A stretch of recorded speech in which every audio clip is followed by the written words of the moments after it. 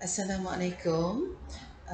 Adik, actually today Kak Laila nak cerita something which is not actually on ADHD. Okay, as I told you, Kak Laila ialah lecturer dekat UiTM Dungun, ya. And at the same time, the subject teaching is actually on food safety, nutrition, hygiene, food hygiene. So Kak Lela pun dah deal dengan student dalam lebih kurang 25 tahun, ya. So daripada orang Negeri Sembilan dah tukar saling kulit jadi orang Terengganu dah. Ya. Okay. So sama juga Kak Lela ni sama sambil-sambil cakap, sambil-sambil pegang tudung biasa, ya.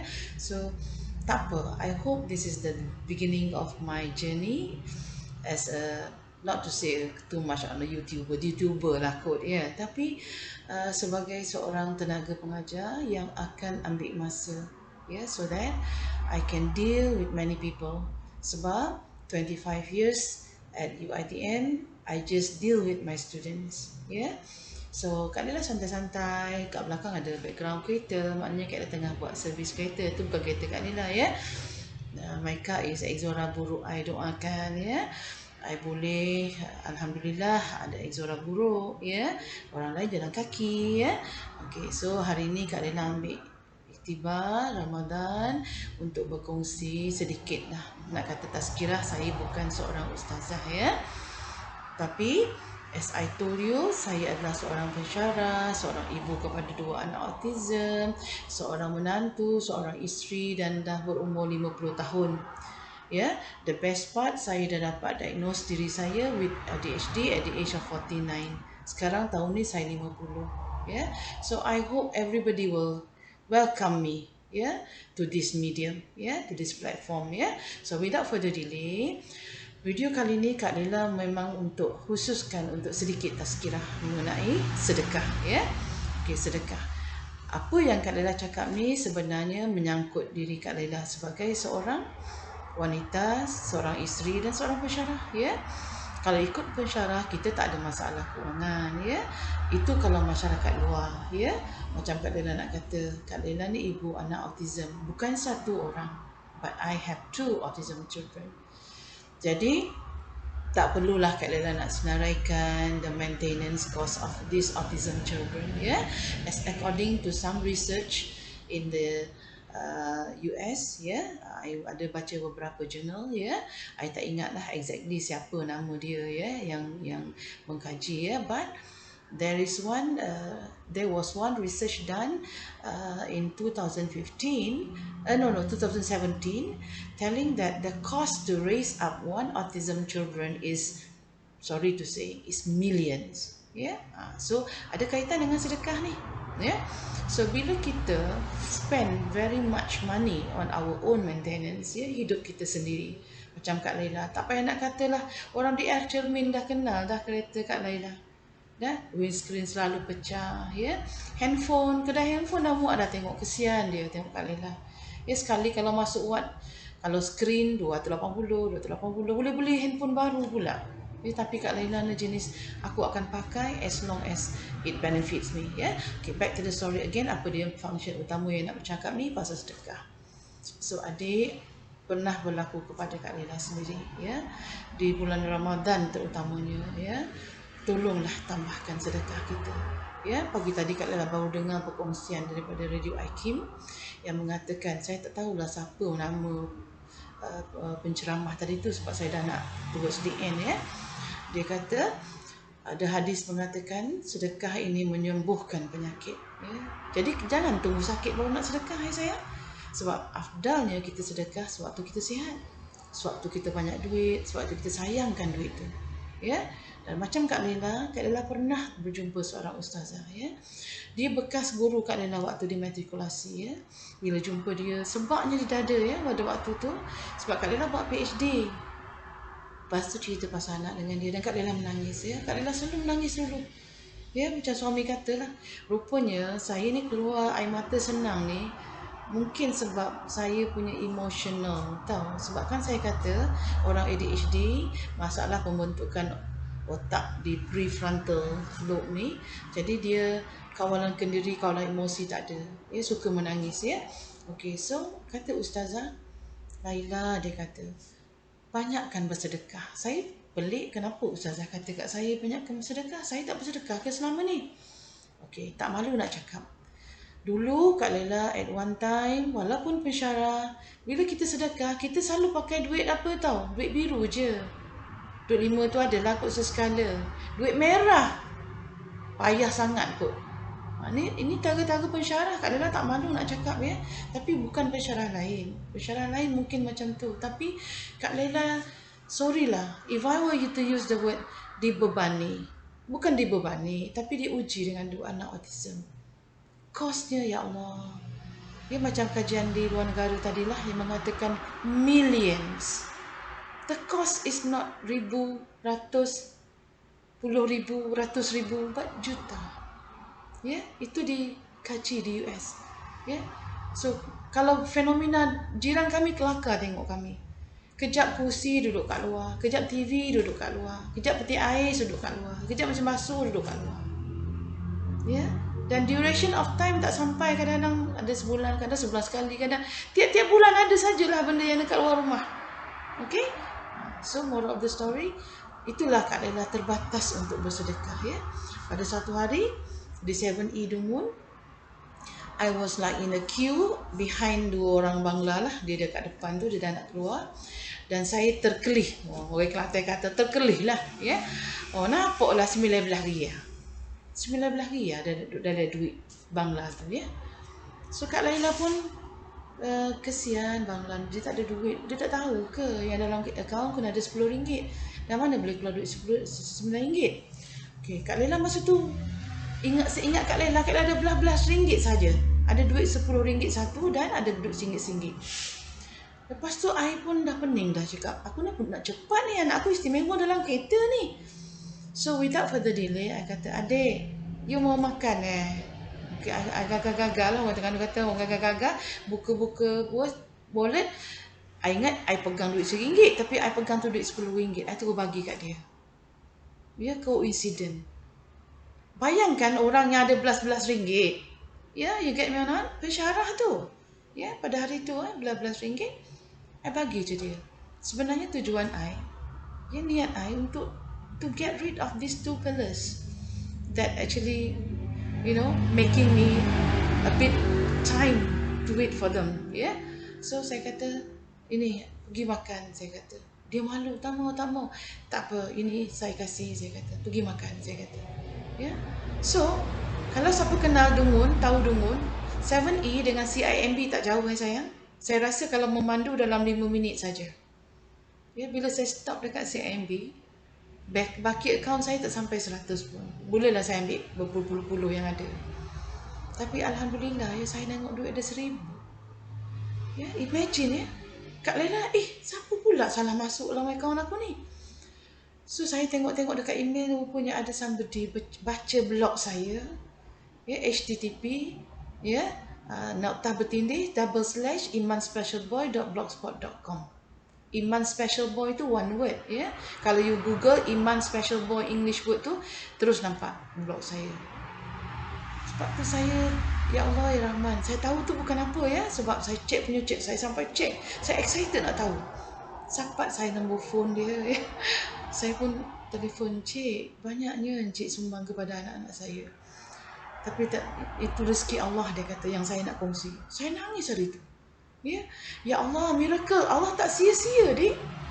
Ya, akan dijanjikan kepada kita tidak pernah miskin orang yang bersedekah. Mulai daripada hari itu, akak tak pernah lagi. Bukan tak pernah lah, sangat jarang pula. Terbalik pula ni.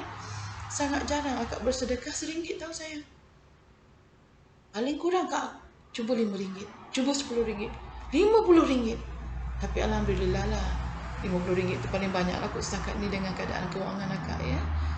100 tu akak doakan lah. InsyaAllah sehari dua lagi dapat lah akak sedekahkan 100. Ya, 100 cash lah.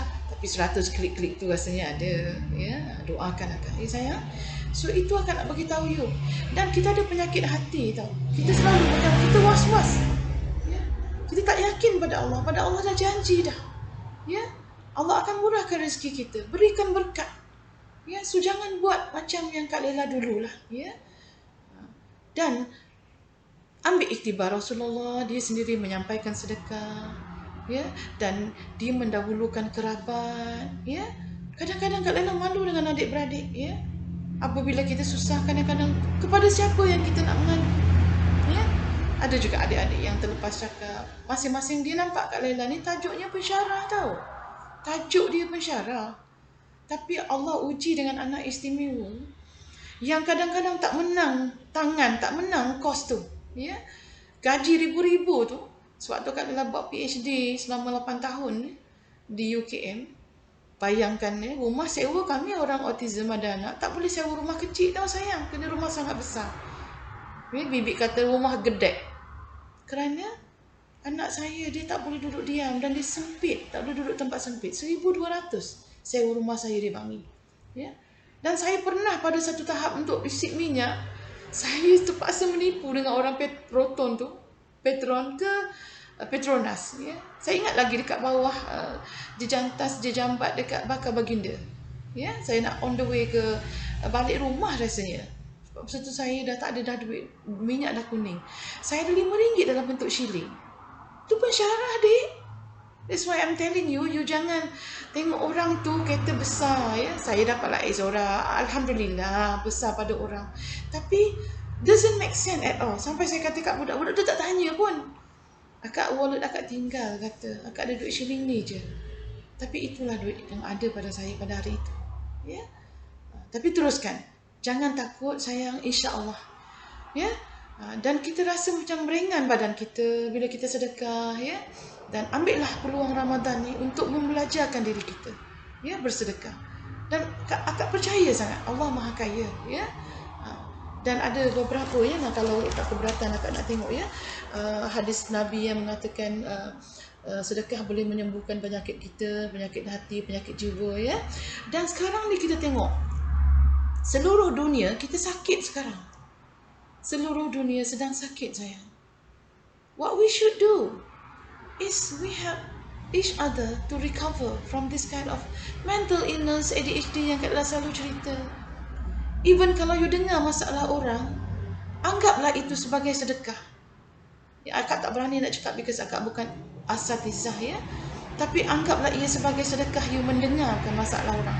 Dan alhamdulillah, kalau siapa-siapa yang tahu, adik-beradik ataupun saudara mara ataupun sesiapa yang dengar, muka inilah yang pernah minta pinjam duit. Saya pernah, ya, dengan pensyarah-pensyarah. Ya. Tak apa.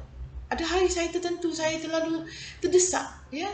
Dan alhamdulillah saya dapat bayar, ya. Ada yang sedang saya membayarnya, ya. Ketahuilah apabila anda melepaskan kesusahan orang lain di dunia pada waktu ini, anda bersafir bersama saya, Allah akan lepaskan kesusahan anda di akhirat. Percayalah, ya. Okey, apa lagi yang akak dapat pagi tadi daripada Radio Hakim, ya? Dengan Radio Hakim ni saya, Lembah Kelang dia dalam 91.5, Negeri Sembilan kalau tak silap 102.7, ya. Terengganu kalau Dumul 101.2, tapi I punya radio tak dapat, ya. Tapi dengan online, IKIM FM online, ya. Dia kata bersedekah, dia kata hukumnya makruh, ya, kalau kita sedekah benda yang kita dah tak nak. Maknanya pakaian terpakai ke dan sebagainya. Tapi jangan takut pula, makruh je. Kak Laila pernah juga bagi pakaian terpakai sebab nak pakai yang beli yang baru kita tak mampu, kan, ya. Macam orang banjir-banjir tu, korang nak kasih boleh je, ya, dek. Don't get me wrong, ya sayang. So, apa lagi yang Kak jumpa tadi, ya? Dia kata apa dia kata, tak nak membaca lah, tak elok, tak apa. Itu yang Kak Laila dapat pagi tadi. Tapi sebagai seorang ibu kepada anak autism dan ADHD, ya, Allah uji saya, ya. Kalau banyakkan orang tak boleh terima. Dia kata anak saya pun autism tapi tak macam Puan Laila. Macam mana Puan Laila kata anak Puan Laila macam tu? Saya kata anak saya is 2 in 1. 2 in 1 like a shampoo. Dia ADHD, dia attention seeking. Sebab itu tajul iman sekarang, tak boleh biar dia sorang-sorang dalam bilik air. Dia akan pecahkan tile dalam bilik air itu. Ya, dia duduk tepi saya tengah saya bawa kereta, dia sandarkan dan dia guna sebelah tangan kiri dia untuk turunkan terus saya punya kursi sebelah pemandu. Which means Kru seat saya sebelah pemandu itu hilang upaya kekal. Dia buat dengan tangan kiri saja. Dan bila saya pergi bengkel, orang bengkel kata, "Kak, what a gifted son," dia kata. Anak akak ni, kalau benda yang dia buat rosak ni kak, dekat bengkel kami kena pakai alat kak. But if he can do this on his own, meaning that anak akak sangat hebat. Macam Nabi Daud melentur besi dengan tangan jari dia. Okay? So itu yang akak nak share dengan you. Kalau you tengok kereta akak, kereta Exora tu, kesian. Tempat lampu kat atas dah tak ada lampu dah berlubang. Dekat tepi dekat belakang kereta akak tu tak ada orang nak beli akak rasa. Ya, bocor sana sini. Sedih betul lah akak tengok. Ya. Jadi adik, lepas ni tolong bersihkan minda kita. Kita jangan fikir kita susah. Ada orang lain lebih susah daripada kita. Macam akak tak malu buat pengakuan. This is exclusive from Madam Laila's channel. Okay sayang? So I won't take so long because I try to make it 15 minutes only. InsyaAllah more stories from me. Ya, untuk hari ini mulakan dengan bersedekah dan Kak Lila minta maaf kepada orang yang Kak Lila pernah minta tolong, kepada orang yang Kak Lila terlupa bayar sebab I am a forgetful person ya sayang. Tolong, sebab catatan diary saya memang ada. Saya dah amanahkan pada anak saya dua. Kalau ibu mati, inilah orang-orang yang ibu pernah meminjam duit kepadanya. Ya, saat ibu kesusahan. Sebab saya tak boleh pergi. Allah uji saya. 2003 saya dah blacklist kerana menjamin orang meminjam hutang marah dan tak bayar. Dan saya tak boleh marah orang itu kerana orang itu adalah orang yang baik dengan saya. Ya, dia pun tak mampu nak membayar. Dan kami suami isteri telah menjadi penjamin kepada orang yang sama. Allah nak uji. Sebab itu orang pelik, kenapa government servant tak boleh buat loan?